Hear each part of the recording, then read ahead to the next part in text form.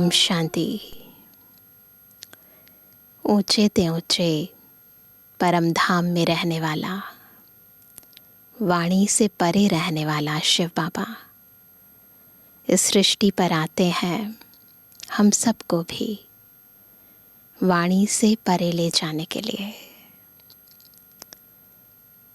परंतु जाने से पहले आत्माओं को पतित से पावन बनाना केवल सुख नहीं, अपितु अतीन्द्रिय सुख दे देना, केवल आनंद भी नहीं अपितु परमानंद की लहरों में लहराना, यह अनोखा कार्य, यह अद्भुत प्राप्तियां केवल और केवल शिव बाबा ही करा सकते हैं, ताकि आत्मा के अंदर ये अंत के संस्कार आदि में भी इमर्ज रहे, ताकि जब आत्मा इस सृष्टि रंगमंच पर फिर से आए तो आत्मा के अंदर की क्वालिटी, आत्मा के अंदर के गुण, अंदर की शक्तियाँ इतनी अद्भुत हो, इतनी अधिक हो, जो प्रकृति सहित समस्त जीव जंतु भी सतु प्रधान, गुणवान, श्रेष्ठ हो जाएं। तो ऐसा मीठा बाबा हमको तैयार करने के लिए माता पिता बंधु सखा शिक्षक और सतगुरु बन कर आते हैं। तो आज भी बाबा हमें हमारी उस सर्वश्रेष्ठ स्थिति के लिए तैयार कर रहे हैं। सुनते हैं बाबा के मधुर महावाक्यों में इसे और भी गहराई से। आज है 2 तारीख 2 मई 2024। बाबा के मधुर महावाक्य है, मीठे बच्चे ज्ञान की बुलबुल बन आप समान बनाने की सेवा करो। जांच करो कि कितनों को आप समान बनाया है। याद का चार्ट क्या है? ये दोनों चीज़ें चेक करनी है। प्रश्न है, भगवान अपने बच्चों से कौन सी प्रॉमिस करते हैं जो मनुष्य नहीं कर सकते? उत्तर है, भगवान प्रॉमिस करते, बच्चे मैं तुमको अपने घर ज़रूर ले जाऊंगा। तुम श्रीमत पर चलकर पावन बनेंगे तो मुक्ति और जीवन मुक्ति में जाएंगे, नहीं तो श्रीमत पर चलकर पावन नहीं बनेंगे तो क्या होगा? नहीं तो मुक्ति में हर एक को जाना ही है, कोई चाहे न चाहे, ज़बरदस्ती भी हिसाब किताब चुकतू करा के ले जाऊंगा। बाबा कहते, जब मैं आता हूँ तो तुम सबकी वानप्रस्थ अवस्था होती है, मैं सबको ले जाता हूँ। इसलिए याद रहे हम सबकी कौन सी अवस्था चल रही है, वाणी से परे जाने की अवस्था। तो बाबा के साथ जाने के लिए तैयार हो जाएं। ओम शांति। बच्चों को अब पढ़ाई पर ध्यान देना चाहिए। जो गायन है, सर्वगुण संपन्न 16 कला संपूर्ण, यह सब गुण धारण करने हैं। गायन तो देवी देवताओं का है, परंतु ये जो गुण है ये अभी संगम पर धारण करने हैं। जांच करनी है हमारे में यह गुण है, क्योंकि जो बनते हैं वहाँ ही ध्यान जाएगा तुम बच्चों का। अब यह है पढ़ने और पढ़ाने पर मदार। अपने दिल से पूछना है कि हम कितनों को पढ़ाते हैं। संपूर्ण देवता तो कोई बना नहीं है। चंद्रमा जब संपूर्ण हो जाता है तो कितनी रोशनी करता है। यहाँ भी देखा जाता है नंबरवार पुरुषार्थ अनुसार है, पता चल जाता है ना, रोशनी से, प्योरिटी के लेवल से। यह तो बच्चे भी समझ सकते हैं, टीचर भी समझते हैं। एक एक बच्चे पर नज़र जाती है कि क्या कर रहे हैं, मेरे अर्थ क्या सर्विस कर रहे हैं।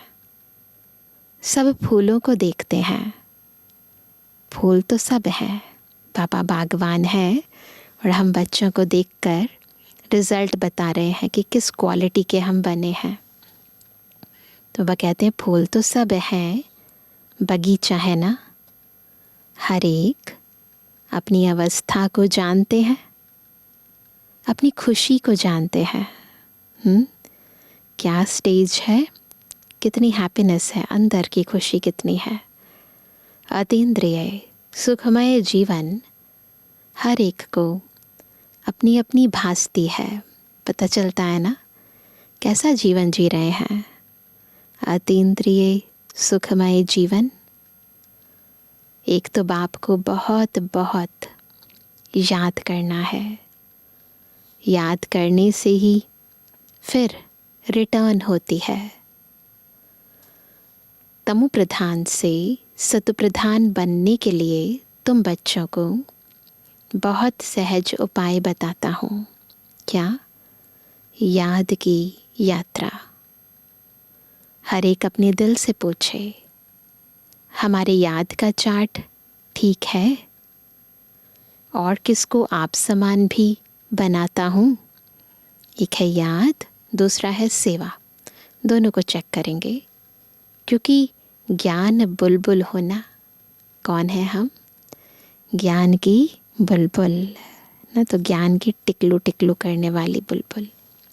कोई पैरट्स है, कोई क्या है, रट्टू तोता होते हैं ना, एज इट इज़ दोहराते हैं, समझ में कम आता। तो कुछ पैरट्स भी हैं।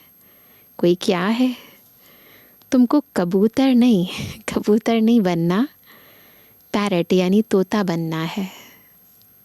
अपने अंदर से पूछना बड़ा सहज है, कहाँ तक हमको बाबा याद है ना। तो याद के आधार पर बाबा हमें अलग अलग फूलों की कैटेगरीज़ में भी डिवाइड करते हैं, अलग अलग पंछियों की कैटेगरीज़ में भी डिवाइड करते हैं। कबूतर जो है वो बिल्कुल चुप कर बैठ जाता है ना, ऐसा नहीं बनना है। ज्ञान सुनाना है, पैरट बनना है, बुलबुल बनना है। तो बाबा कहते हैं कि कहाँ तक अतीन्द्रिय सुख में रहते हैं। मनुष्य से देवता बनना है ना। मनुष्य तो मनुष्य ही है, मेल अथवा फीमेल दोनों देखने में तो मनुष्य ही आते हैं। फिर तुम दैवी गुण धारण कर देवता बनते हो। वो भी मनुष्य हैं, हम भी मनुष्य हैं। अंतर क्या है? दैवी गुणों का। तुम्हारे सिवाय और कोई देवता बनने वाले ही नहीं है। यहाँ आते ही हैं, किस लिए आते हैं यहाँ पर? दैवी घराने का भांति बनने ना। जो डिवाइन फैमिली है उसका मेंबर बनेंगे ना हम सभी। वहाँ भी तुम दैवी घराने के भांति हो। वहाँ सतयुग में तुम्हारे में कोई राग द्वेष का आवाज़ भी नहीं होगा ना, कोई राग द्वेष नहीं होगा आपस में। ऐसे दैवी परिवार का बनने के लिए खूब पुरुषार्थ करना है, मेहनत करनी पड़ती है ना। कुछ भी पाने के लिए मेहनत तो करनी होती है। पढ़ना भी कायदे अनुसार है, कभी मिस नहीं करना चाहिए। भल बीमार हो तो भी बुद्धि में शिव बाबा की याद हो। इसमें तो मुख चलाने की बात नहीं है। आत्मा जानती है हम शिव बाबा के बच्चे हैं। बाबा हमको ले चलने के लिए आए हैं।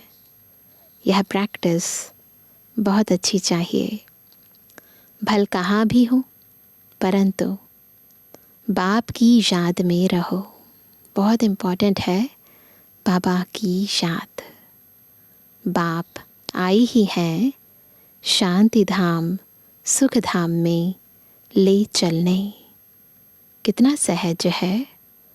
बहुत हैं जो जास्ती धारणा नहीं कर सकते। बाबा हर एक को देख रहे हैं ना, वैरायटी बाबा के बच्चे हैं। अच्छा याद करो, यहाँ सब बच्चे बैठे हैं, इनमें भी नंबरवार है। हाँ, बनना ज़रूर है, नंबर 1 में सबको आना है, पर फिलहाल जैसा पुरुषार्थ कर रहे हैं उस अनुसार नंबरवार है। शिव बाबा को याद ज़रूर करते हैं, और संग तोड़ एक संग जोड़ने वाले तो सब होंगे, और कोई की याद नहीं रहती होगी। परंतु क्या, इसमें पिछाड़ी तक पुरुषार्थ करना पड़ता है ना। किसी चीज़ को अपनाना, अच्छी चीज़ को, वो सहज होता है, परंतु उसको बनाए रखना, मेंटेन करना, कंसिस्टेंसी मेंटेन रखना, ये बहुत डिफ़िकल्ट होता है। तो यहाँ भी ऐसा होता है कि शुरू में तो बहुत ज़्यादा उमंग उत्साह होता है, खुशी होती है, अपनाते हैं, धारणा करते हैं, परंतु बाबा चाहते हैं कि अंत तक उसको मेंटेन करके रखें, उस खुशी को, उस आनंद को।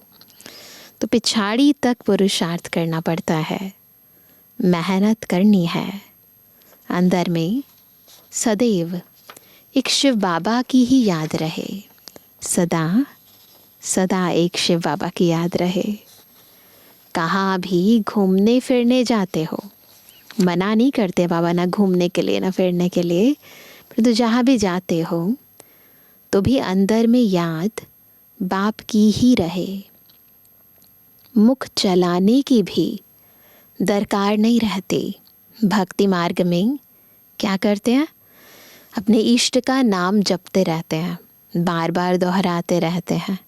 पापा कहते हैं यहाँ पर तो मुख चलाने की भी ज़रूरत नहीं है, सहज पढ़ाई है, पढ़ाकर तुमको आप समान बनाते हैं।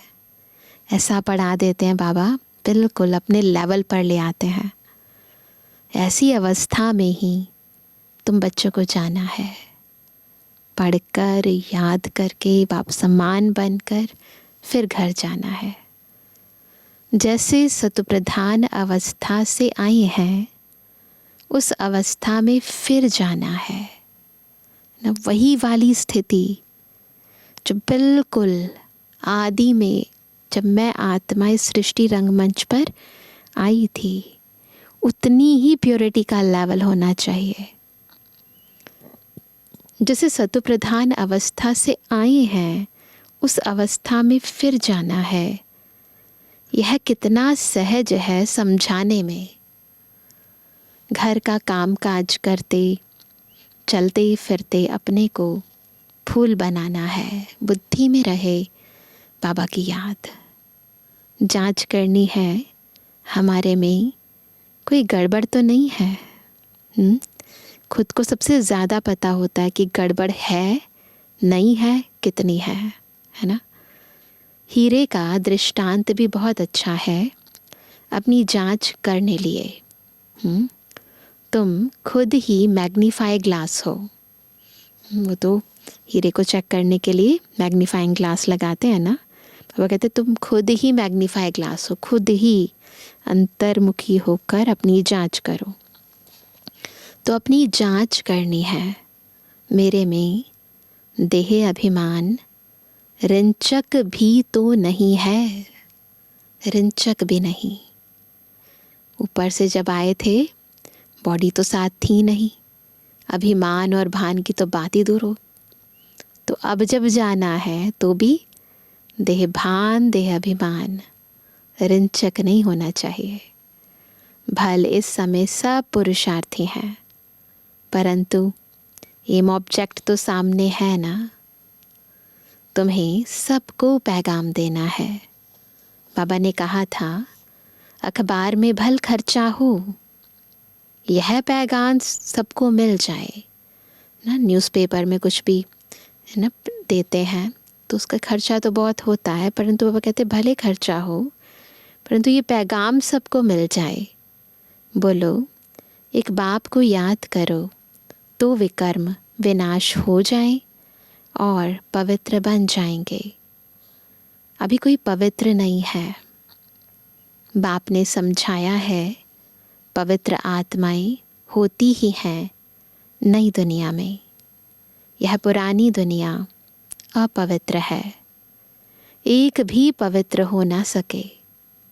आत्मा जब पवित्र बन जाती है तो फिर पुराना शरीर छोड़ देती है। प्योर हो गई तो इम्प्योर बॉडी जो है उसे छोड़ देगी ऑटोमेटिकली। जैसे खाना पक जाता है तो अपने आप वो घी छोड़ देता है, अपने आप छोड़ देगी। आत्मा भी जब प्योर हो जाएगी, परिपक्व हो जाएगी, छोड़ना ही है। याद करते करते तुम्हारी आत्मा एकदम पवित्र बन जाएगी।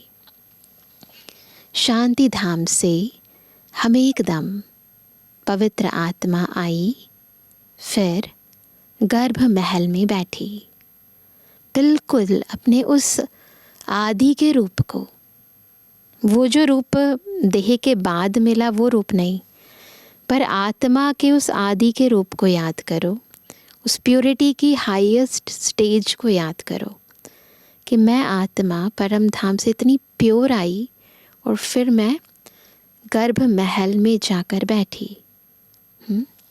फिर इतना पाठ बजाया, फिर उसके बाद ये कर्म क्षेत्र की जन्म पुनर्जन्म की प्रक्रिया शुरू हो गई। फिर इतने सारे पाठ बजाए, अब चक्र पूरा किया, फिर तुम आत्माएं जाएंगी अपने घर। पक्का हो जाए इस बात को कि इस समय क्या समय चल रहा है, मुझे क्या बनना है।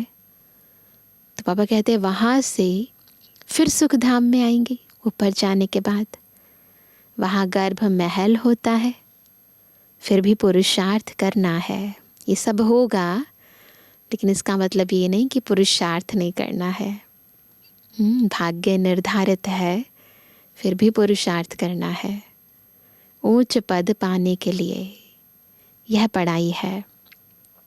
अभी नर्क वैश्यालय विनाश हो, शिवालय स्थापन हो रहा है। अब तो सबको वापस जाना है। तुम भी समझते हो हम यह शरीर छोड़ जाकर नई दुनिया में प्रिंस प्रिंसेस बनेंगे। कोई समझेंगे हम प्रजा में चले जाएंगे। इसमें बिल्कुल लाइन क्लियर हो, एक बाप की ही याद रहे और कुछ भी याद न आए। लाइन क्लियर यानी बस एक की याद, है ना, बीच में कोई डिस्ट्रैक्शंस नहीं हो। इसको कहा जाता है पवित्र बैगर, है ना, बिल्कुल कुछ नहीं, आत्मा बिल्कुल क्लीन क्लियर। इसको कहा जाता है प्योर बैगर। शरीर भी याद ना रहे, बहुत इम्पॉर्टेंट, ये भी याद ना रहे कि मैं आत्मा बॉडी में हूँ। इस लेवल तक पुरुषार्थ करना है। यह तो पुराना चीची शरीर है ना, इससे डिटैच होने के लिए बाबा हमें बताते हैं, ये याद रखो कि ये पुराना छी शरीर है ना। किसी चीज़ को छोड़ना है तो उसके प्रति अपने मन में वो घृणा भाव, वो वैराग्य वृत्ति, ये अच्छी नहीं है चीज़, इसलिए इसको छोड़ना है, उत्पन्न करनी पड़ती है। यहाँ जीते जी मरना है, यह बुद्धि में रहना है। अभी हमको वापस घर जाना है। अपने घर को भूल गए थे, भूल गए थे ना। इस चक्र में आते आते ये भी भूल गए थे कि हम तो इस दुनिया के नहीं हैं, हम तो उस दुनिया के हैं। अब फिर बाप ने याद दिलाया है। अभी ये नाटक पूरा होता है। बाप समझाते हैं तुम सब वानप्रस्थी हो। क्या क्या हो? वानप्रस्थी हो, बुलबुल हो, पैरट्स हो, फूल हो, बहुत कुछ हो ना। तो तुम सब वानप्रस्थी हो। सारे विश्व में जो भी मनुष्य मात्र है, सबकी इस समय वानप्रस्थ अवस्था है। मैं आया हूँ सभी आत्माओं को वाणी से परे ले जाता हूँ। बाप कहते हैं अभी तुम छोटे बड़े सबकी वानप्रस्थ अवस्था है। खुद भगवान कह रहे हैं, इसलिए इस बात को पक्का करना है कि हमारी कौन सी स्टेज चल रही है। वानप्रस्थ किसको कहा जाता है, यह भी तुम जानते नहीं थे, पहले नहीं जानते थे। ऐसे ही जाकर गुरु करते थे। जब बुज़ुर्ग हो जाते हैं 60 साल के ऊपर, तो फिर सोचते हैं कि कोई गुरु कर लें, कोई महात्मा कर लें, है ना, ताकि हम उनकी शरण में जाएं, उनसे रोज़ कुछ अच्छा सुने, ताकि जब शरीर छोड़ें तो अंत मते सो गति अच्छी हो। तो बस यही सोचते थे, वानप्रस्थ यानी गुरु करो, तीर्थ करो, भगवान का नाम जपो। तुम लौकिक गुरुओं द्वारा आधा कल्प पुरुषार्थ करते आए हो, परंतु ज्ञान कोई भी नहीं। अब बाप खुद कहते हैं तुम छोटे बड़े सबकी वानप्रस्थ अवस्था है। अब एज को नहीं देखो, फिजिकल एज नहीं देखो, आत्मा की एज देखो। सबकी वानप्रस्थ अवस्था है। मुक्ति तो सबको मिलनी है। छोटे बड़े सब खत्म हो जाएंगे। ये सब मत सोचो कि बुजुर्ग होने के बाद नहीं, टाइम हो गया है। बाप आया है सबको घर ले जाने। खुद भगवान आए हैं। कालों का काल आया है, महाकाल आया है। सबका टाइम हो गया है। इसमें तो बच्चों को बहुत खुशी होनी चाहिए। घर जाना है ना, तो खुशी होनी चाहिए। यहाँ दुख भासता है, दुनिया में दुख धाम है तो दुख भासता है। जहाँ आपको दुख मिल रहा हो तो उसको तो छोड़ना अच्छी बात हो जाती है ना। इसलिए अपने घर स्वीट होम को याद करते हैं। घर जाना चाहते हैं, परंतु अक्ल तो है नहीं। जाना तो चाहते हैं, सब कहते हैं ना मुक्ति मिले मुक्ति मिले, है ना, परंतु अक्ल नहीं है ना। मुक्ति में जाएंगे कैसे। कहते हैं हम आत्माओं को अब शांति चाहिए। बाप कहते हैं, पूछ रहे हैं बाबा कितने समय के लिए चाहिए। यहाँ तो हर एक को अपना अपना पाठ बजाना है ना। ऐसा नहीं है वहाँ जाके बैठना है। इस दुनिया में वापस आना है और अपना पाठ बजाना है। यहाँ कोई शांत थोड़ी रह सकते, इस दुनिया में नहीं रह सकते। आधा कल्प इन गुरुओं आदि ने तुमसे बहुत मेहनत कराई। मेहनत करते भटकते भटकते और ही अशांत बन पड़े हो। अब जो शांति धाम का मालिक है, वह आकर सभी को वापस ले जाते हैं, पढ़ाते भी रहते हैं। भक्ति करते ही हैं निर्वाण धाम में जाने के लिए, मुक्ति के लिए। यह कभी भी किसके दिल में नहीं आएगा कि हम सुख धाम में जाएं। शांति चाहते हैं, मुक्ति चाहते हैं, सुख नहीं चाहते हैं। सब वानप्रस्थ में जाने लिए पुरुषार्थ करते हैं। तुम तो पुरुषार्थ करते हो सुख धाम में जाने के लिए। जानते हो पहले वाणी से परे अवस्था ज़रूर चाहिए। ये भी हम जानते हैं कि पहले हमें निर्वाण धाम जाना है, उसके बाद सुख धाम में आएंगे। भगवान भी प्रॉमिस करते हैं बच्चों से, मैं तुम बच्चों को अपने घर ज़रूर ले जाऊंगा। जिसके लिए तुमने आधा कल्प भक्ति की है, अब श्रीमत पर चलेंगे तो मुक्ति जीवन मुक्ति में चलेंगे। नहीं तो शांति धाम तो सबको जाना ही है। श्रीमत पर चलेंगे मन बुद्धि को श्रीमत के अनुसार चलाएंगे तो मुक्ति, जीवन मुक्ति का वर्षा पाएंगे। नहीं तो मुक्ति धाम में तो जाना ही है। कोई चलना चाहे व न चाहे, आपकी इच्छा पर नहीं है सब कुछ, ये तो ऑलरेडी डिसाइडेड है। चाहो या ना चाहो, तो बाबा कहते हैं कोई चलना चाहे व न चाहे, ड्रामा अनुसार सबको जाना है ज़रूर। पसंद करो ना करो, मैं आया हूँ सबको वापस ले चलने। ज़बरदस्ती भी हिसाब किताब चुकतू कराए ले चलूँगा। इस दुनिया में थोड़ी ना रहना है, दुनिया ही बदलनी है। या तो क्लीन चाहिए, सब कुछ साफ चाहिए, तो ज़बरदस्ती भी ले जाएंगे। हिसाब किताब चुकतू करके, भोगनाए भोग कर, सजाएं खाकर जाना तो पड़ेगा। तुम सतयुग में जाते हो, बाकी सब वाणी से परे शांति धाम में रहते हैं। छोड़ेंगे कोई को भी नहीं, नहीं चलेंगे तो भी सजा देकर, मार पीट कर भी ले चलूँगा, है ना। अब गलत कर्म किए हैं, पतित बने हैं, तो सज़ा तो मिलेगी ना। फिज़िकली ऐसे दिखाई नहीं देता कोई मार पीट रहा है, परंतु ऐसा दर्द होता है, इतना दुख होता है, इतनी यातनाएं सहते हैं, बिल्कुल सज़ाओं की तरह। ड्रामा में पार्ट ही ऐसा है, इसलिए अपनी कमाई करके चलना है तो पद भी अच्छा मिलेगा, है ना। ईश्वरीय याद से वे कर्म विनाश कर लेंगे, है ना। कर्म योग से कर्म भोग चुकतू कर लेंगे तो बाबा कहते हैं एक तो सजाएं नहीं मिलेंगी, फिर पद भी अच्छा मिलेगा। पिछाड़ी में आने वाले क्या सुख पाएंगे।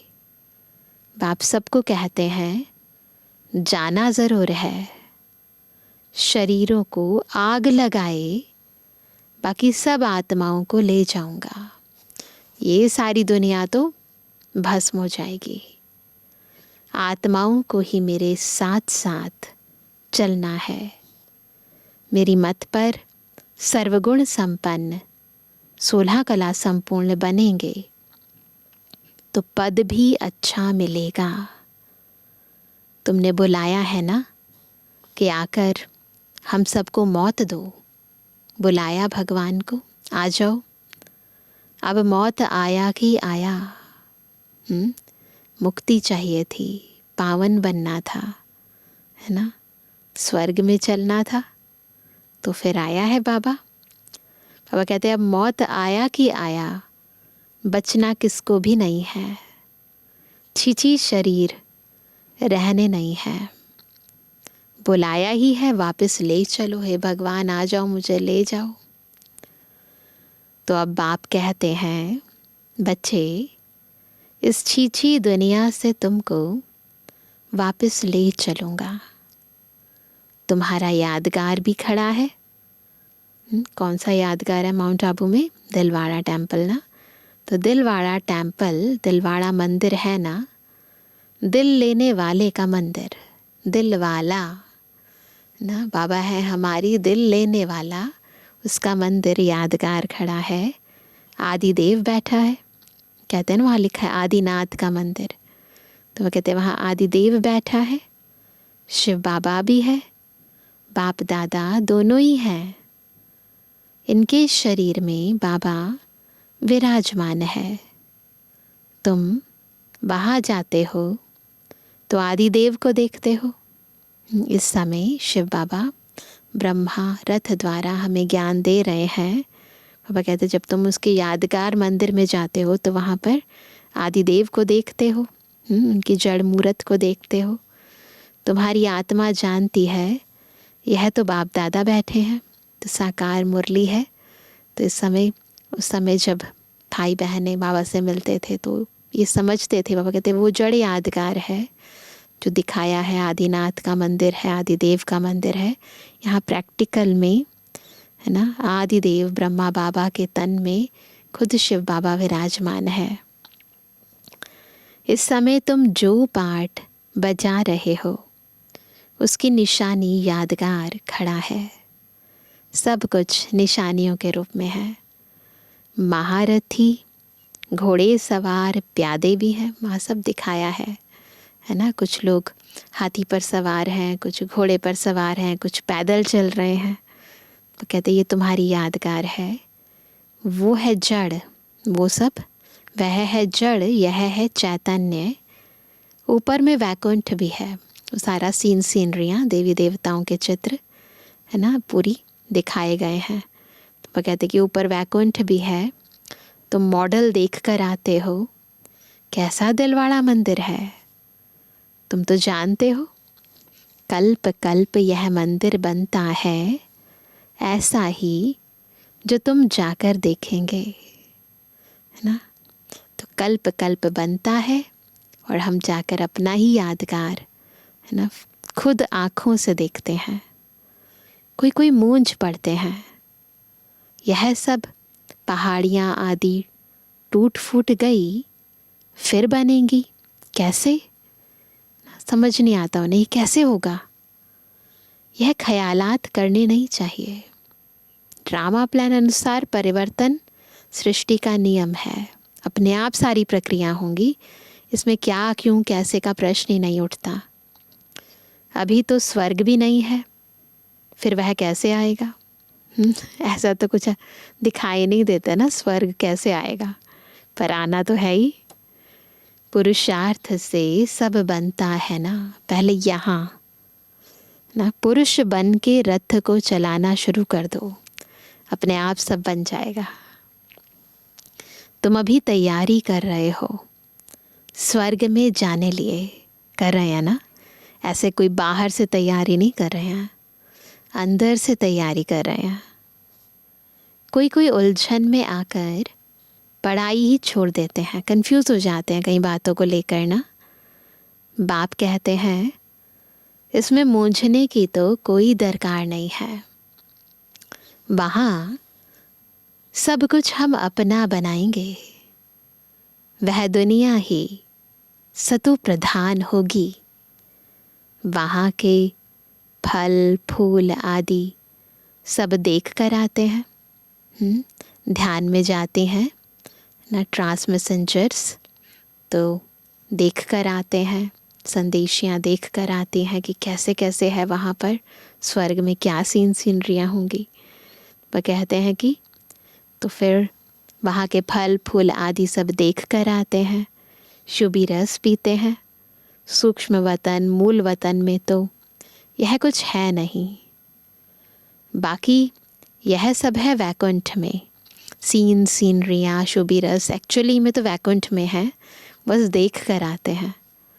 वर्ल्ड की हिस्ट्री ज्योग्राफी रिपीट होती है, यह निश्चय तो पक्का होना चाहिए। History must repeat, drama as it is repeat होगा। ड्रामा पर निश्चय पक्का होना चाहिए। बाकी किसकी तकदीर में नहीं है तो कहेंगे यह कैसे हो सकता है। कन्फ्यूज़न उनके माइंड में आती है, डाउट्स उनके माइंड में आते हैं जिनको तकदीर में नहीं होता, या यूं कहे कि तदबीर करने की इच्छा नहीं होती। तो अपनी कमी कमज़ोरी को नहीं देखते, ज्ञान में ही कुछ डिफेक्ट्स निकालने लगते हैं। तो पूछते हैं ये कैसे हो सकता है ना। तो कहेंगे ये कैसे हो सकता है, हीरे जवाहरात जो अभी देखने में ही नहीं आते वह फिर कैसे होंगे, पूज्य कैसे बनेंगे। बाप कहते हैं यह खेल बना हुआ है पूज्य और पुजारी का। हम 100 ब्राह्मण, देवता, क्षत्रिय, वैश्य, शूद्र, फिर ब्राह्मण। यह सृष्टि चक्र जानने से तुम चक्रवर्ती राजा बनते हो। तुम समझते हो, तब तो कहते हो बाबा कल्प पहले भी आपसे मिले थे, बोलने के लिए नहीं, अंदर आत्मा को फील होता है पहली बार नहीं मिले हैं। हम अपने मीठे बाबा से कल्प कल्प मिले हैं। वो कल्प पुरानी याद इमर्ज हो जाती है। हमारा ही यादगार मंदिर सामने खड़ा है। इसके बाद ही स्वर्ग की स्थापना होगी। यह जो तुम्हारे चित्र हैं, इनमें कमाल है। कितना रुचि से आकर देखते हैं, इतना कमाल के चित्र हैं, बिल्कुल सारी दुनिया से अलग। सारी दुनिया में कहाँ भी कोई ने नहीं देखा है, ना कोई ऐसा चित्र बनाकर ज्ञान दे सकते हैं। कॉपी कर ना सके, एज इट इज़ कॉपी नहीं कर सकते, बना भी लें तो फिर समझा नहीं पाएंगे। यह चित्र तो खजाना है जिससे तुम पद्मा पदम भाग्यशाली बनते हो। तुम समझते हो हमारे कदम कदम में पदम है ना। जितने कदम हम श्रीमत प्रमाण चलाते हैं उसमें पदम है।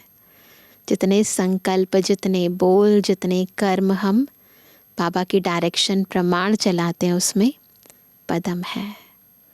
पढ़ाई का कदम, जितना योग रखेंगे, जितना पढ़ेंगे, उतना पदम।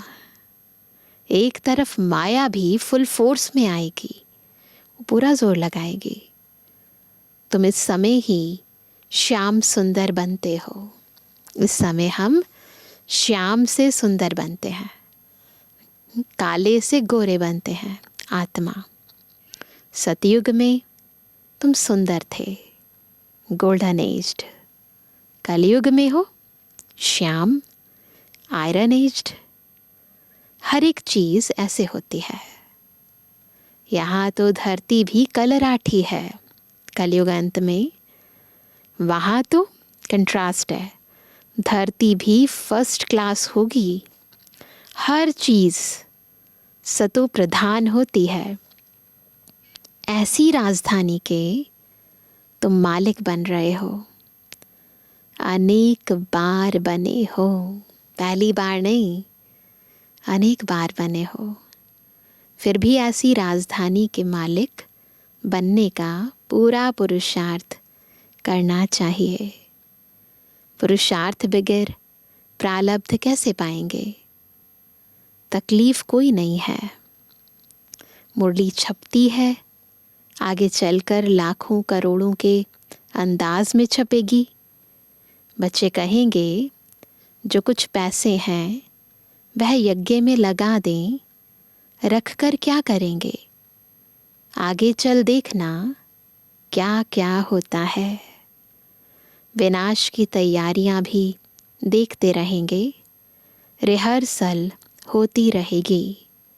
फिर उसके बाद फिर शांति हो जाएगी। बच्चों की बुद्धि में सारा ज्ञान है, संपूर्ण सृष्टि चक्र का पूरा ज्ञान है तो बड़ा सहज। सिर्फ क्या करना है? बाप को याद करना है। अच्छा मीठे मीठे के बेजवानी बच्चों पे जुबानी बाप दादा का दिल जान सको प्रेम से नंबरवार प्रसाद अनुसार याद कर। रूहानी बच्चों की रूहानी बाप दादा को गुड मॉर्निंग, नमस्ते नमस्ते नमस्ते। धारणा के लिए मुख्य सार पहला, इस शरीर को भी भूल पूरा पवित्र बैगर बनना है। लाइन क्लियर रखनी है, बुद्धि में रहे अब नाटक पूरा हुआ, हम जाते हैं अपने स्वीट होम। दूसरा, पढ़ाई के हर कदम में पदम है, इसलिए अच्छी तरह रोज़ पढ़ना है। देवता घराने का भांति बनने का पुरुषार्थ करना है। अपने आप से पूछना है कि हमें अतीन्द्रिय सुख कहाँ तक भासता है? खुशी रहती है? वरदान है बुद्धि के साथ और सहयोग के हाथ द्वारा मौज का अनुभव करने वाले खुश नसीब आत्मा भव। कौन सी आत्माएं खुश नसीब बनती हैं? जो बुद्धि के साथ और सहयोग के हाथ द्वारा मौज का अनुभव करती हैं ना। जैसे सहयोग की निशानी हाथ में हाथ दिखाते हैं, ऐसे बाप के सदा सहयोगी बनना, बाबा के सदा सहयोगी बनना, यह है हाथ में हाथ। और सदा बुद्धि से साथ रहना, अर्थात मन की लगन एक में हो। सदा यही स्मृति रहे कि गॉडली गार्डन में हाथ देकर, बिल्कुल विज़न क्रिएट करें, गॉडली गार्डन में हाथ देकर साथ साथ चल रहे हैं। इससे सदा मनोरंजन में रहेंगे, सदा खुश और संपन्न रहेंगे। ऐसी खुशनसीब आत्माएं सदा ही मौज का अनुभव करती रहती हैं। वाह, क्या नसीब है भगवान के गॉडली गार्डन के अंदर बाबा के हाथ में हाथ देकर चलते हैं, है ना। आनंद की अनुभूति करते हैं। भगवान हमारे साथ है, उसके हाथ में हमारा हाथ है ना। कितनी खुशनसीब आत्माएं हैं, उनके पास तो सब कुछ है ना। किस चीज़ की कमी होगी ऐसी आत्माओं के पास। स्लोगन है, दुआओं का खाता जमा करने का साधन है, संतुष्ट रहना और संतुष्ट करना, है ना। संतुष्ट रहना, संपन्न बनना, संपन्न बनाना, बस इसी में ही लगे रहो, दुआओं का खाता भरपूर हो जाएगा ना। तो आज विशेष बाबा ने बहुत अच्छी ड्रिल पूरी मुरली में कराई। याद रखना है, हमारी वानप्रस्थ अवस्था है, अब हम आत्माओं को वाणी से परे जाना है, बिल्कुल अपनी वही प्योर सतोप्रधान अवस्था में जाना है। और बिल्कुल फील करेंगे कि हम आत्माएं बाबा की याद से बिल्कुल पावन बन इस देह को छोड़ रही हैं। देह भी भूल जाए, परम धाम गई और फिर वहाँ से सुख धाम में, गर्भ महल में जाकर मैंने प्रवेश किया। बिल्कुल इस विज़न को पक्का करेंगे, अपनी संपूर्ण स्थिति को, वही स्थिति जिसमें हम इस सृष्टि पर आए थे, उस अशरीरी स्थिति, उस पवित्र स्थिति को बार बार इमर्ज करेंगे। तो बार बार आज सारे दिन में जैसे जैसे टाइम मिले तो हम इस विशेष स्थिति का अभ्यास करेंगे, ये योग अभ्यास करेंगे। अच्छा, ओम शांति।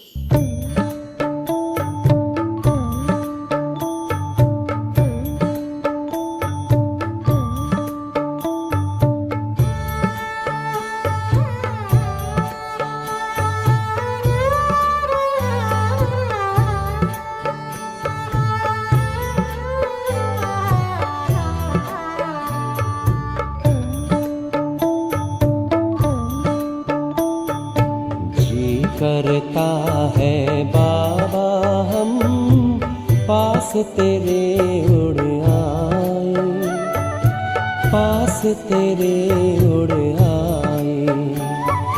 जो पिंजरे से उड़कर पंछी नीले गगन में जाए, पास तेरे उड़ आए। जी करता है बाबा हम पास तेरे उड़ आए, पास तेरे उड़ आए।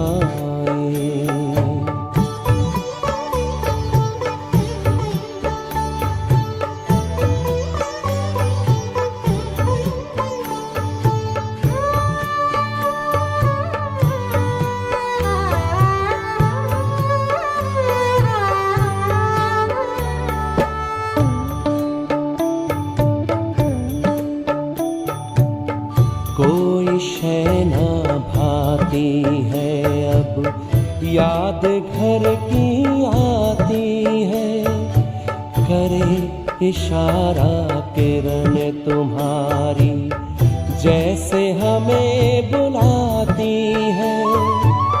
तेरी याद में समा के हम तो तुम सा ही बन जाए, पास तेरे उड़ आए, पास तेरे उड़ आए।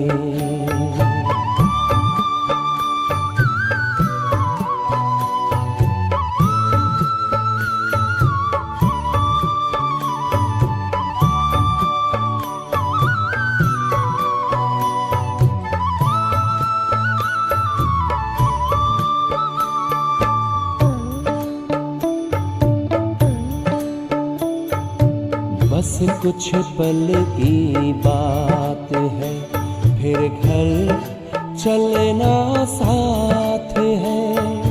हाथ में हाथ तुम्हारे बाबा, प्यार की बरसात है।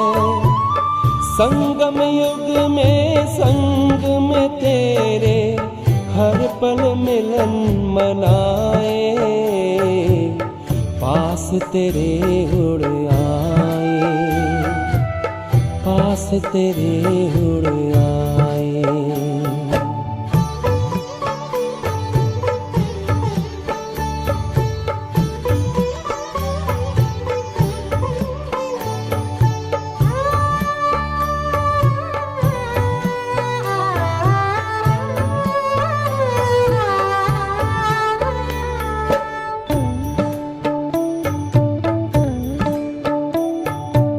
अंबर से भी पार है, मणियों का गार है। परम शांति विश्राम यहाँ पर, ज्योति का भंडार है। परमानंद सुधा नैनों से वसुधा पर छलकाए, पास तेरे उड़ आए।